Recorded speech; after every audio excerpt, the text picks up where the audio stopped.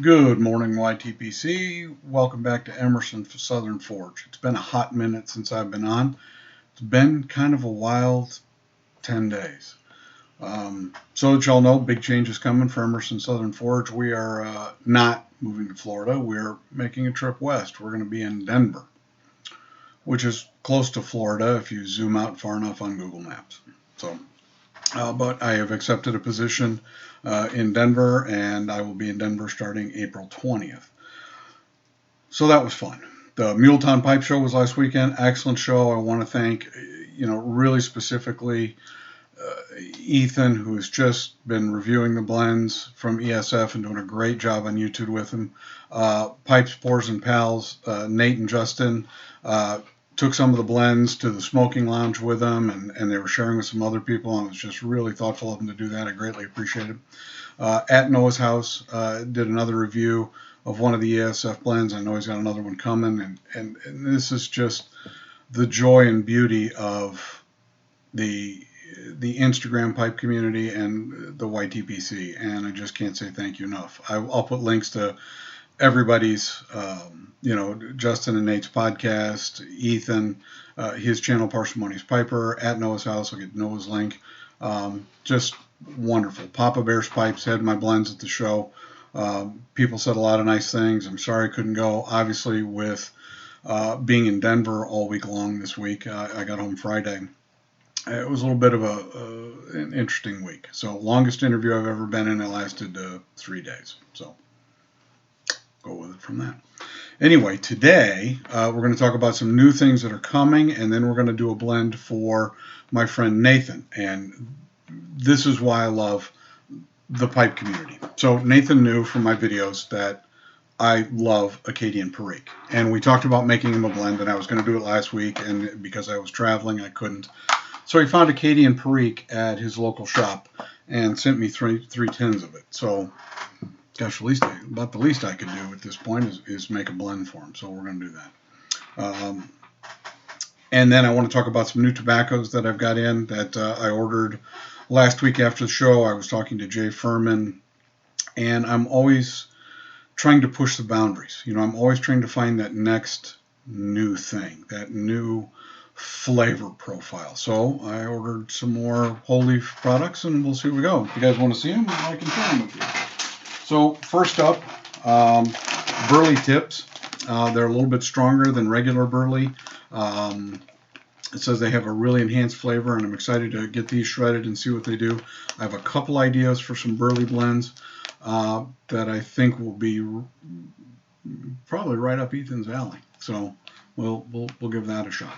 So that's Burley tips. Next up, and I'm actually using this in today's blend, which is light fire cured Virginia. It has a wonderful aroma and tin note. I'm really excited about it. I ordered more of it because I foresee this going in a lot of blends. I've got one that I'm working on called Tobermory that is a cigar leaf and fire cured products. I'm just really kind of excited about where that one is going. And I've made the first batch of it, but I haven't pressed any yet. So see where that goes. Next up, I'm trying some of the Tennessee, Kentucky dark fired. It has an amazing aroma. I'm really excited about it.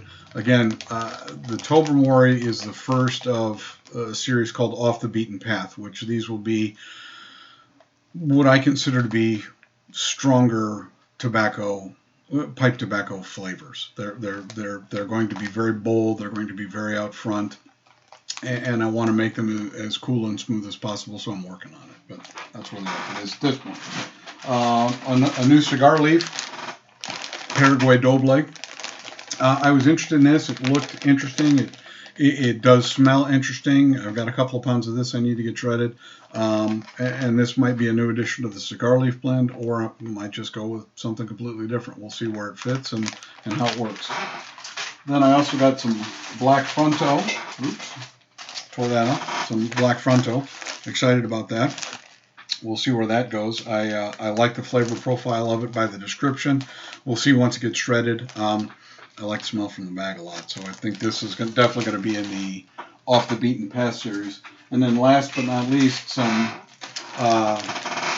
Condega Viso, which is another Nicaraguan cigar wrapper, which I'm pretty excited about. So that's what's going on. So let's throw on a pair of gloves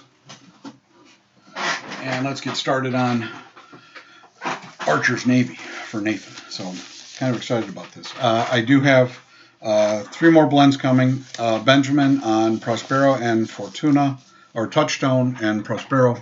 Apologies, I keep getting the names on those wrong. It'll confuse everybody. But I think this Tennessee Kentucky Dark Fired is really going to make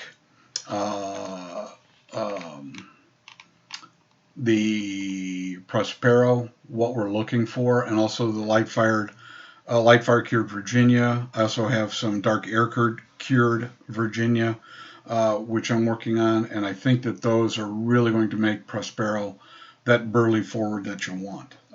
So with the burley tips, so you got to give me a little bit to get it shredded, and then we'll get it done. So let's get started. So Nathan wanted something that had some Orientals in it and had some Virginias and a good hit of Perique in it, and then a casing of rum, because that's what you do with Navy Flakes. So we're going to give it a shot and see what we come up with. So first going in is Bosma, and I really like Bosma. Yeah, I'm interested to see what at Noah's house, he and I were chatting back and forth, and he got some of the Wallace, and he was very excited about the flavor, really liked how everything came together. And people get jumpy about Orientals. You know, there's, oh, it has a sour note, or it has this, or it has that, and they kind of back away from it. Well, I don't always see it that way. I get a warm, buttery incense, and my palate says warm, buttery incense when I smoke Orientals. Let's see if we can get this right. Maybe. Oops, too much.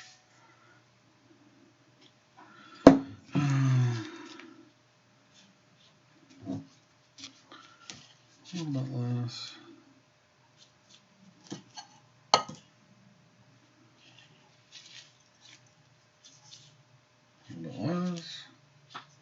There we go, got that. Actually, I mismeasured the Bosma. That happens. So, Rocky Mountain Way, here I come. I'll be in Denver, actually a little town outside of Denver called Parker. And we'll be there, I think we're moving in on April 20th. And then we'll see how much fun Colorado is. I know it's colder. It snowed there. Those of you that know me know that winter is not exactly my favorite season. Okay, so now the first of the red Virginia is going in.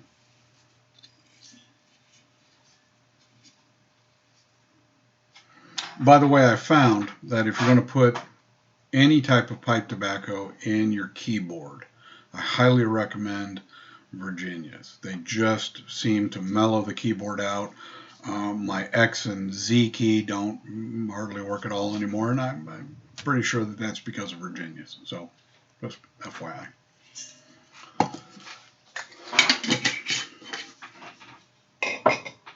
Next up, and I'm going to try to do a couple of videos today.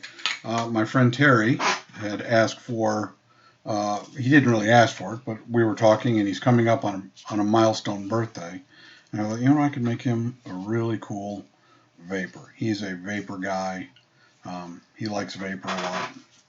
And I thought, I've got some new Virginias. I'm really excited about light fire cured and dark air cured. I just think the aroma and the tenonade is something special. And I think it will be really interesting and unique. So we'll see. All right, now Nathan wanted a healthy dose of Perique in his vapor. So we'll do that. Bonus Perique in the keyboard today, so we try to keep the keyboard a vapor.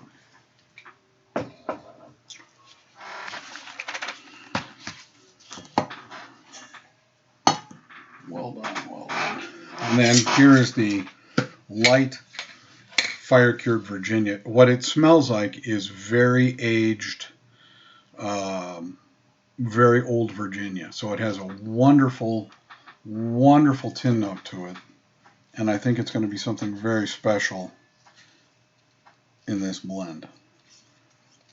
Well, let's put it this way. I think it's so special that I have 4 pounds of it now. So I'm kind of excited about where that's going to go.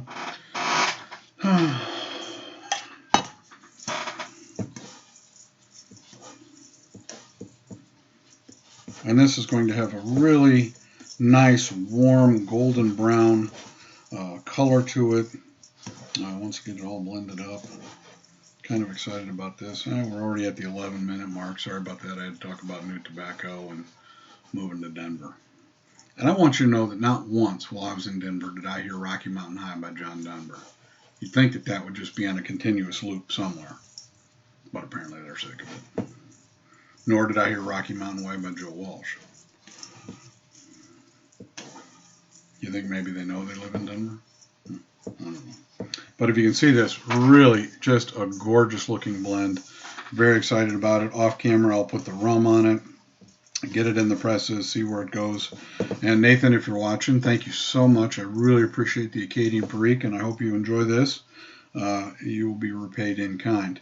If we got this right on the first crack, we'll see. So just kind of a last follow-up note, Signalman Tony, I did a revision on Strathaven for him. He should have it or should have gotten it, but I haven't heard back from him. I'm also doing a revision on Warwick.